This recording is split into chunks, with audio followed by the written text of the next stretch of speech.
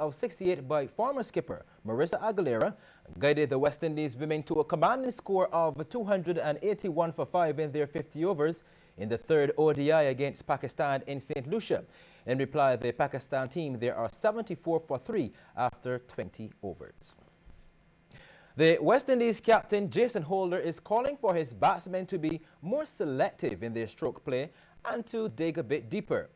This on the eve of the final test against Sri Lanka in Colombo early tomorrow morning. Again, we've done a lot of talking within the dressing room, and different batsmen come with different things. I think it just boils down to guys just digging a little deeper.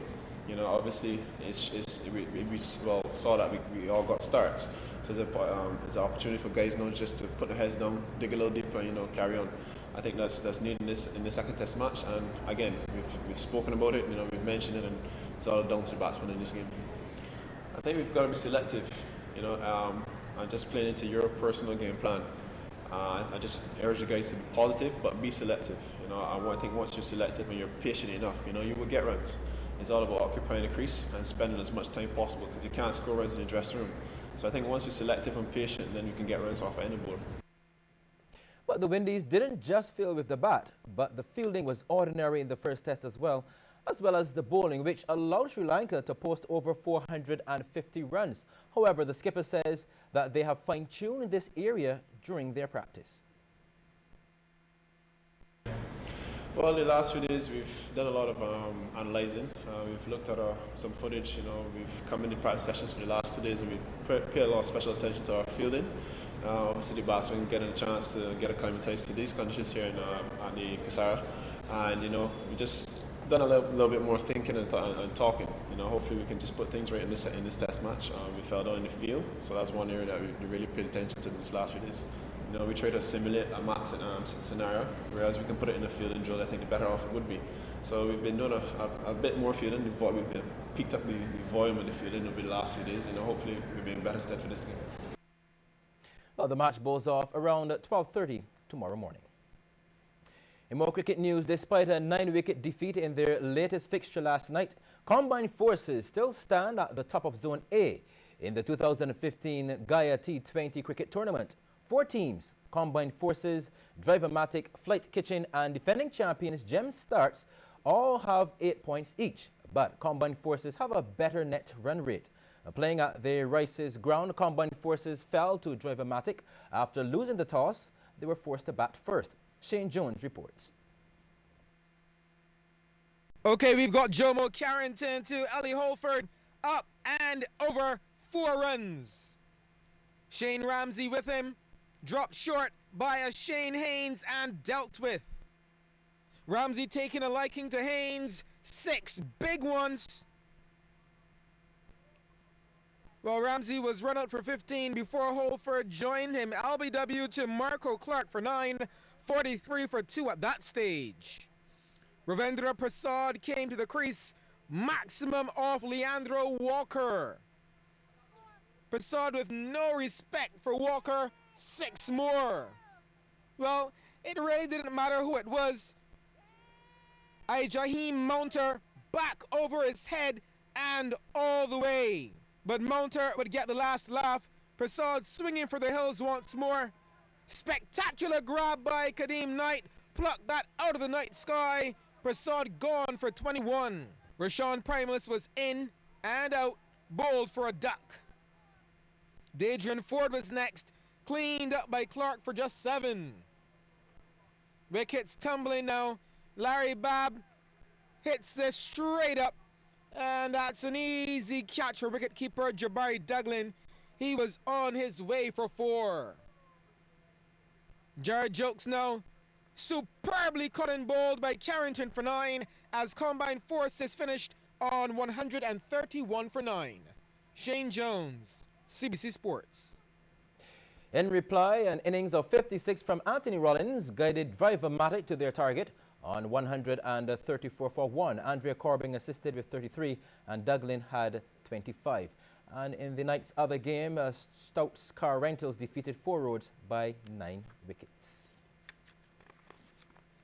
In more night action, local boy Stuart Maloney enjoyed the outing in the final event of the year at Bushy Park In the day-night encounter, Maloney finished on top in the SR3 Cup, while Jamaican David Somerville Jr. took the honors in the Suzuki Challenge Series. CBC's Damon Best reports on some of the action. Night racing at Bushy Park. This is round 5 and 6 of the Suzuki Challenge Series SR3 Cup. Stuart Maloney started in pole position and looked comfortable on the opening lap. Midway through, Mark Maloney, well, he started his hunt for the top spot, taking out second place Ryan Gonzalez of St. Vincent and the Grenadines, diving down the inside. Eventually, it turned into a battle between brothers for top honors. Stuart not giving an inch to Mark, who was trying to find the right area and moment to pounce. Well, it would have to be now or never. Last lap coming. Stuart defends the corners well, and that was all she wrote. Stuart taking the checkered flag. Mark in second. Love to see these guys on track as well. The bikes, A and B class. The hustle is on. Points up for grabs. Suzuki GSX R600, the bike of choice in the A class. Brooke Miller doing it like a pro around the circuit. The other challengers in the group, Terence Oliver, Chris Brathwaite, Shirley Scanterbury, and Devon McCartney. Well, there was no room to relax for Miller, with Oliver knocking at his back door, hoping to gain entry. Miller puts the padlock on. Credit to him for hanging tough. Miller going on to take the win. Oliver in second. Excellent contest. Back to four wheels now. Super Modified 1 and 2 combined with Super Sport 3. Roger his hotness mirrors in the Ford Focus. The man to beat in Super Modified 2.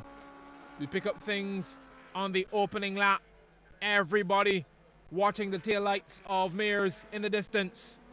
Stuart Williams in the Lotus Elise, fending off Kurt Thompson and Jerry Leach in Honda Civics. With no real competition except for Williams, Mears was basically on a scenic ride, taking in the atmosphere at Bushy Park. Mears, who was still licking his wounds after a bruising CMRC, was back with a bang. Victory in Super Modified 2. Kurt Thompson picking up a win in Super Sport 3. And to round things up, this is the keenly contested Suzuki Swift Cup with Trinidad and Tobago's Ryan Perot, the leader after 4 rounds. Perot mid-pack at the moment. The race leader, Darrell Clark of Team Digicel. 6 laps around the circuit, with everyone having to complete a joker lap, which takes the competitors over the bridge. Clark, with a handsome lead, took the joker on his last lap, and why not? There was no way he would lose. Second spot went to David Somerville of Jamaica, and third, Josh Reed. A good night of action at the Bushy Park circuit. Well, thank you, Damien. That's it for sports for now. I'll return in just about under an hour's time with more sports. In the meantime, the business, that's next.